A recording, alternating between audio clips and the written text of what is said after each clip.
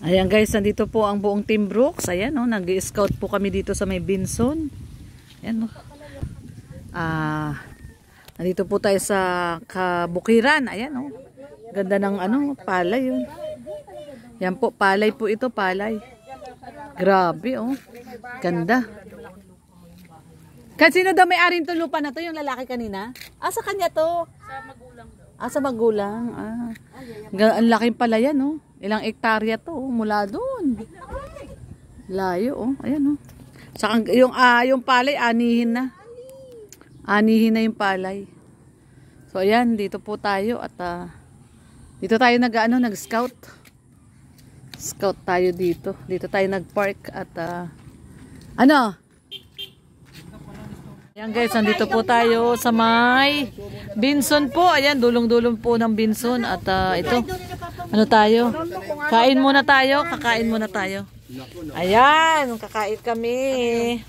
Beef tapa. Tapa, ako tapa. Ako tapa. Tapa lang. Tapa lahat. Tapa pala lahat. Tapa. Ito tapa oh. Tapa, yun, tapa. Kanin lang. Beef tapa tayo. Dito tayo kain tayo. Okay, labas tayo. Sa labas ba? Sa labas? Dito kami. Ako dito ako. Ayan, dito tayo kakain tayo dito guys. Nandito po kami. Guantis? Oo, tama. Magkano po yung tapa? Daddy, hindi ganyan. Sama mo yung sanga. Nangingi ako ng Ayan, ganyan. May sanga. Ito yata. Ito, guantes. Oo, may guantes kasama yan. May guantes yan kasama. Para kamay. Para sa labas tayo. Ayan, dito tayo. Dagdagan mo. Konti naman ito. Dagdagan mo pa. Sino pa wala?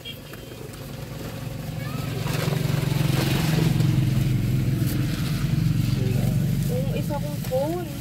Nasaan? Nakakain po muna kami guys. Nawawala? Cellphone niya daw. Baka nahulog. Baka nahulog yan wala?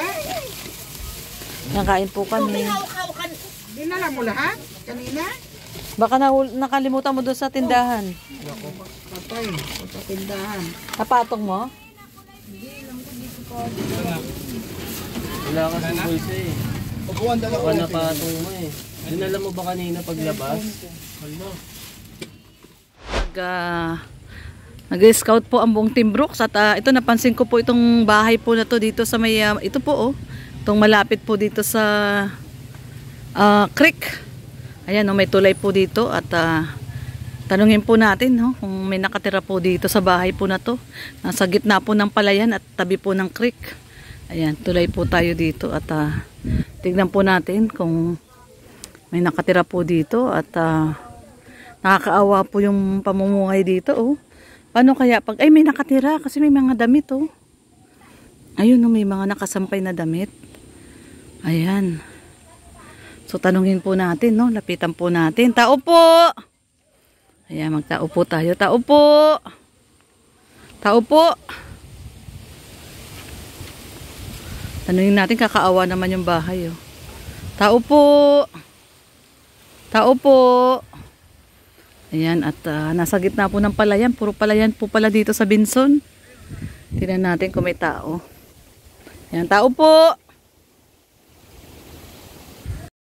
Tao po. Tao po. Ay! Ito na pala si ate. Ate! Ano pangalan mo, te? Rowena po. Rowena. Ate Rowena, dito ka nakatira? Opo. Ayan. Sinong kasama mo dyan? Ikaw lang mag-isa? Opo, ako lang po. Tsaka yung anak mo? Ilang taon ka na, Ate Rowena? 19 po. 19. Itong anak mo, ilang taon na? 4 po. Ibig sabihin, maaga ka nag-asawa? 16 ka nung nag-asawa ka? Opo. Ay, 4 na. Di mga 15.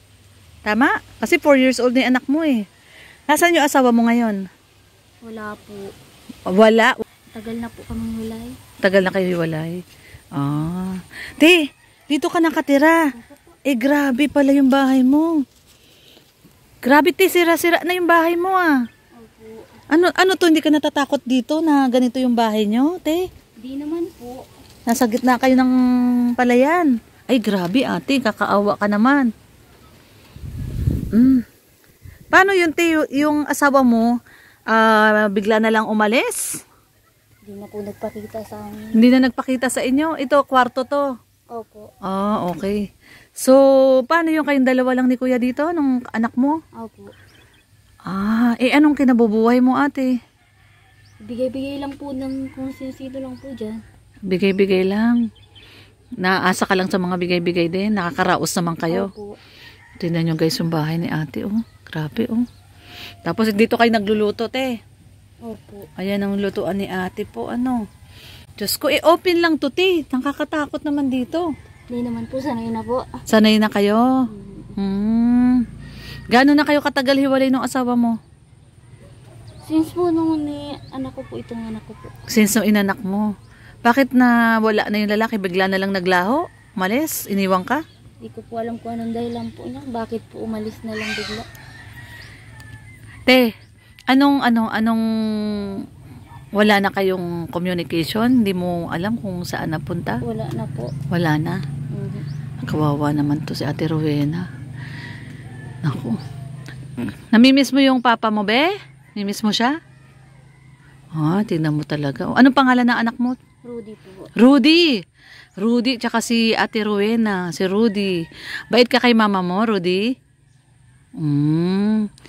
Nag-aaral na siya? Hindi pa po. Hindi pa. 4 years old, di pa nag-aaral.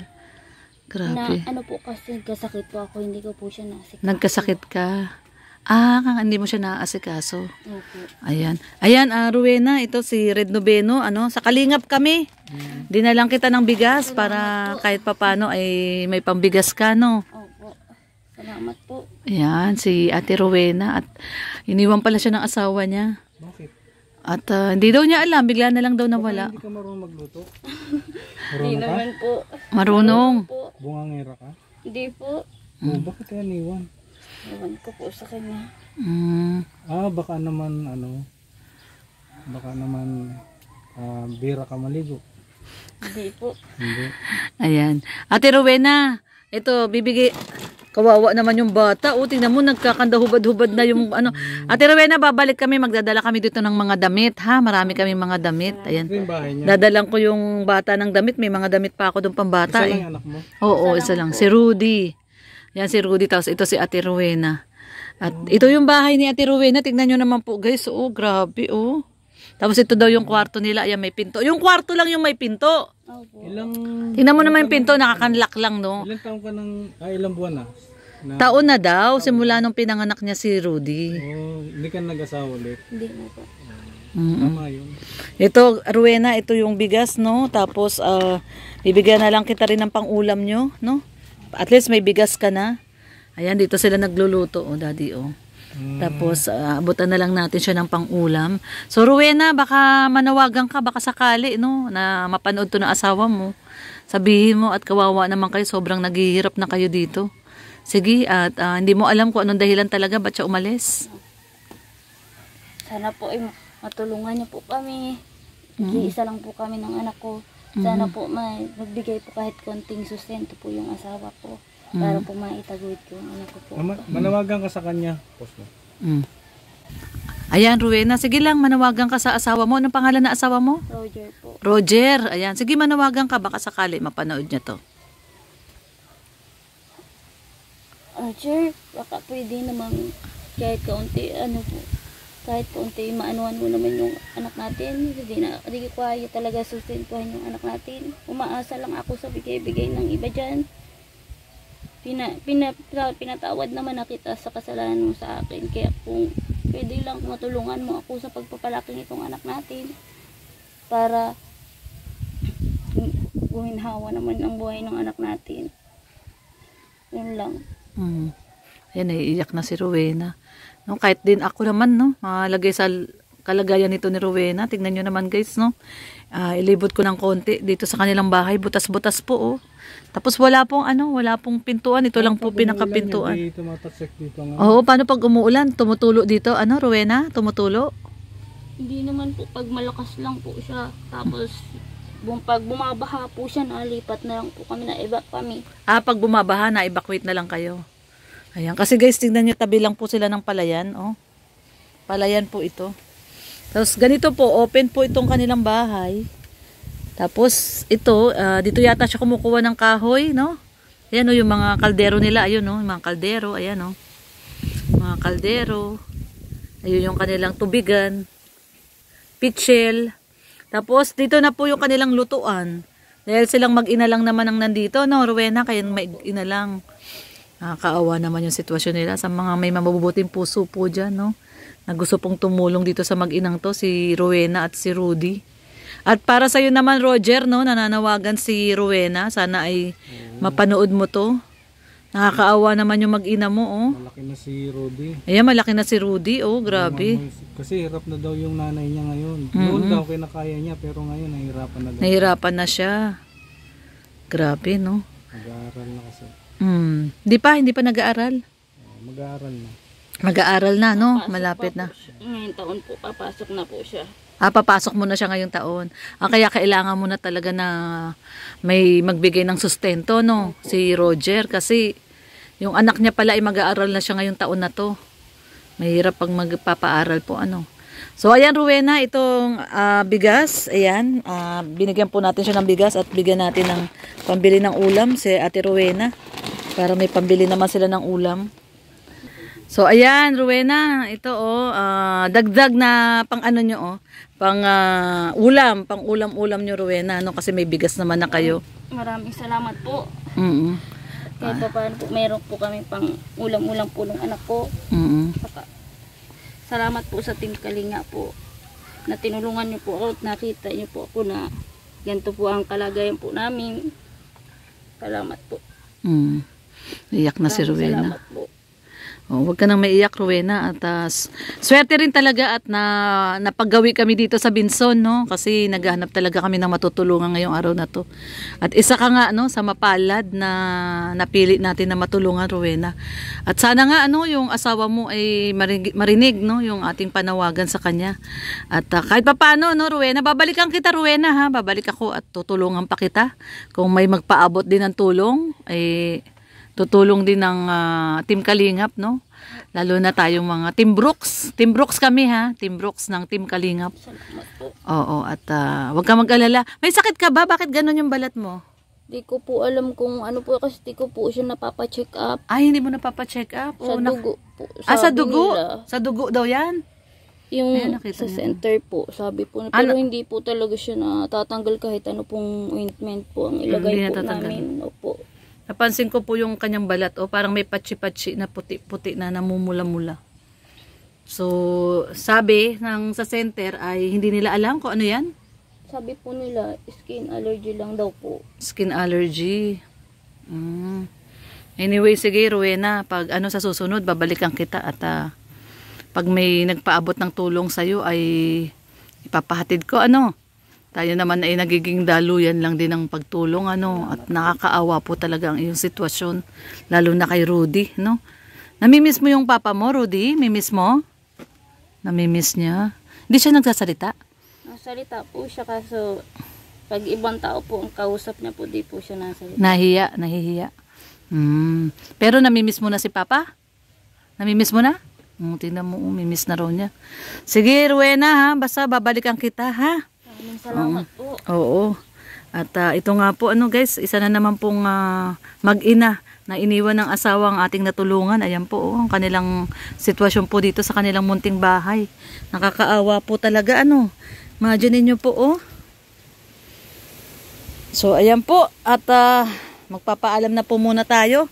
Rowena, babalik ako, ha? Babalikan kita. Ayan, sige, salamat. Ayan na, guys, at thank you so much po, ano, at ito, uwi na rin po tayo, at maghapon na rin po tayo nag-scout. So, salamat, Rowena, no? Thank you, at ayan, no? Salamat po. At ayan, pabalikan na lang natin siya, guys, in case po na may magpahatid po ng tulong.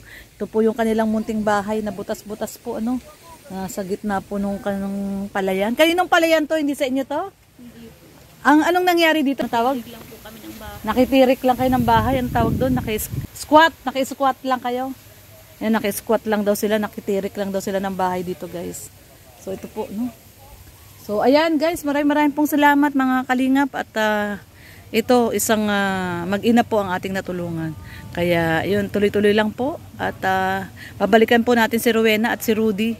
At sa kanyang asawa na si Roger, kung nanonood ka man, sana arugahin mo naman iyong mag-ina. So maraming pong salamat guys sa inyong pagsama sa aming araw po ng Lunes po ngayon. Sa mga hindi pa po nakadikit sa ating YouTube channel, Lorny TV, Red Noveno, syempre Kuya Bal Santos Matubang, Kalingap Rab, Ate Edna Vlogs, Kalingap Dan at buong Team Brooks, yan, si Kalingap Hana, Rhea Olarte, Rex Vlog, at syempre si Kuya Brooks Vlogs, ang ating leader, no? Si Gemma's Channel pala. Support po natin. At ang lahat po ng Kalinga Partners. Maraming pong salamat. God bless everyone po. Ingat po tayong lahat. Bye-bye!